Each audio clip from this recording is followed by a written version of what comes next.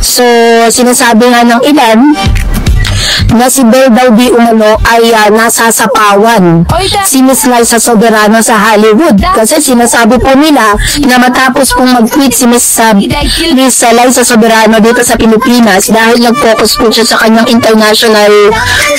international career, pero parang wala rin talagang nangyari din sa kanyang career, no? Pero this time, itong si Belle, nag-guest po siya sa isang talk show na mapapanood natin maya-maya. Tignan natin kung ano po yung mga isinagot niya doon. So, i-watch po natin ang interview ni Miss Belle Mariano dahil talagang umaariba ngayon si Belle, ha.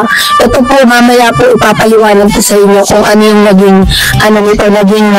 yung isa sa mga naging resulta ng pagkakaroon niya ng solo era, no. So, panoorin natin. Filipino American History Month, and Belle Mariano is an actress, singer, model, and my new friend, starring in the new movie Meet, Greet, and Buy. This one's gonna tug on your heartstrings because Belle plays one of four siblings who are determined to grant their terminally ill mother a dying wish. That wish? So, kung mapapansin po ninyo, yung movie po nila na Meet, Greet, and Buy ay una po kasing mapapanood yan sa LA. Kaya po siya nandoon to promote the movie. At the same time, nabigyan siya ng chance na makapag-guest dito po sa nasabing talk show na ito, no? Or parang isang streaming Fox local, Los Angeles Fox local, parang isa siyang news and television na broadcast, ganun. So, panoorin pa natin. Favorite K-drama idol. Wow, welcome Belle. Hi, what a beautiful storyline. Why did you want to be a part of this film? It's such a beautiful story, actually. When they pitched it to me, it talks about family, and I think us Filipinos really have a good sense of family values, and that's what really caught my heart. Absolutely. Now we have another fellow Filipino here, Maria. Kung mapapansin niyo si Ben po dito, hindi siya yung yung parang Englishan lang, ganun, parang trying hard na mag-English. Mapapansin niyo dito, napakagaling na yung comprehension niya, diba? Hindi siya parang artista lang, no? Meron talaga siyang kaya niyang makipag-communicate kahit pa English language yan. Kasi hindi naman iuupong yan kung alam ko ng ABS-CBN na hindi niya kaya, no? Ito, papanoorin natin. She's from Cebu, and she taught me to say, a cool way to say part of the Filipino heritage, Pinay. Pinay, Yeah, he's Filipino. Yeah, Filipino. You guys are Pinay together. Yeah, we are.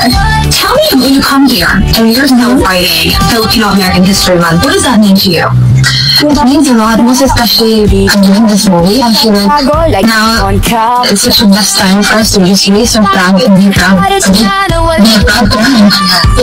love that. And you've been out here 3 times to the USA, yes? No, it's okay, because now you have an idea of what you want to do for fun. Yeah, I'm going here for fun right now. Okay. I'm back. Okay, nice. And what do you like to do for fun when you do get some free time? Maybe go back to Disneyland again. Yeah, just shop more. Ang ganda ni Belle, diba? So yun, ituloy na natin kasi baka maka-copyright tayo, diba? So, nag-guest na itong si Miss Belle Mariano sa dito sa US, no, sa LA, kung saan sinasabi ng ilan na parang masasapawan ni Miss Belle Mariano itong si Miss Liza Soberano sa Hollywood. Kasi nga naman, diba, parang pagkatapos na mag-quit ng showbiz dito sa Pilipinas, never naman siyang na-interview ng ito pong television na yan, yung pong programa na yan. Pero si Miss Belle, siya po ay guest po at nag-promote ng kanyang bagong movie. Trending worldwide si Belle Mariano dahil sa kanyang guesting sa sikat na American morning show ng Good Day LA para i-promote ang kanyang upcoming movie. Marami nga ang napasana all sa guesting na ni Belle. Sinulan din ng papuri ang actress dahil sa husay ng sumagot sa mga tanong. Proud Pinay moment na raw ang pagniningning ni Belinda sa kanyang unang US talk show guesting. Mukhang maraming tumutok sa guesting na ito ni Belle dahil ang taas ng numero ng viewership sa Sockmate sa nasabing segment. Kaya naman dahil napansin ng bonggang-bongga si Belle sa first Hollywood show guesting niya, siniship at minamanifest na ang kanyang fans sa magkakaroon ng actress ng acting project sa Hollywood. Komenta ng mga fanay at netizen, baka matay kaibigan pang araw ni Bel, si Liza Soberano. So, ganito po katindi, no? Kasi, lang, kapag pinagpilitan natin yan, magagalit po ang mga fans ni Liza, diba? Pero, sa nakikita po natin, ano, ang ganda rin talaga nung nagawa na nagkaroon po sila ng solo era, diba? Ni Mr. Donnie Pangilinan. Hindi man natin sila nakikitang magkasama, hindi naman natin sila nakikita na magkasama sa isang work, pero in real life, syempre nagkikita po yan kasi parehas po sila ng church na inaatingan, magkaibigan po sila, diba? At hindi naman nasisira yung relationship nilang dalawa kahit po nasa solo era sila. Sa tingin po ba ninyo, ito isa sa mga magandang epekto ng pagkakaroon sila nila ng solo era dahil ano sila nag-explore, diba? Marahil kung hindi po nangyari to, nandyan ba ngayon si Bel? Diba? That's really a good thing. And I know that Mr. Donnie Pangilinan ay very proud for Miss Belinda dito kay Miss Bel. Dahil ang layo na po nang nararating ni Bel ngayon. Ngayon, pinag-uusapan pa siya, trending pa siya na possible na bigyan siya ng pelikula sa Hollywood. Why not?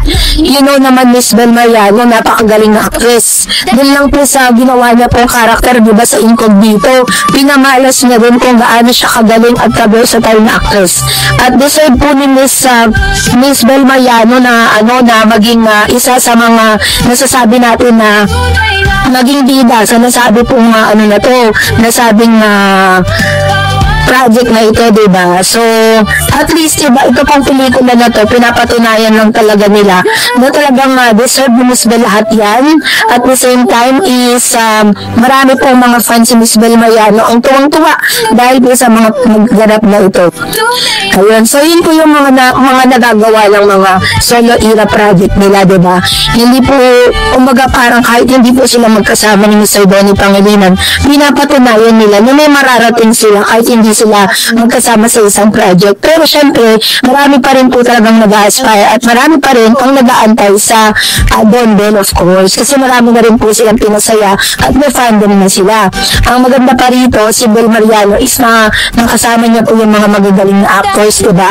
At nag-trending siya kasi ang galing niya mag-English, napakaganda ni Miss Bel Mariano sa pagkakataon na yung pinatunayan niya na kaya niya na small but terrible si Bel, ha, in fairness to Miss Bel Mariano. Kasi alam natin na si Mr. Donnie Pangilinan napakagaling na napakagaling na, kumbaga parang galing na talaga, naturally magaling talaga si Mr. Donnie mag-English, diba? So wala na tayong question at all with that. Pero si Miss Bel, pinakita niya dito na kayang-kaya niya pong ipatrending yung sarili niya even without Mr.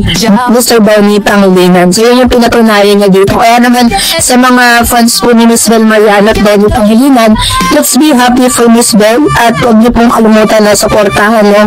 Lalo na yung mga kababayan natin nasa LA kasi that's the first screening na magaganap, no, dun sa kanya pong movie. At hindi natin alam kung kailan po ilalabas yan sa Pilipinas. That's really a good news for everyone. Kaya naman congratulations, Miss Bel, because nagawa mo na talaga yung pinaka-the best at mag-trending po siya sa social media ngayon. So that's it for today. For more videos and updates, please don't forget to like and subscribe, and please don't forget to follow my Facebook page, Darrell's TV and Darrell's channel.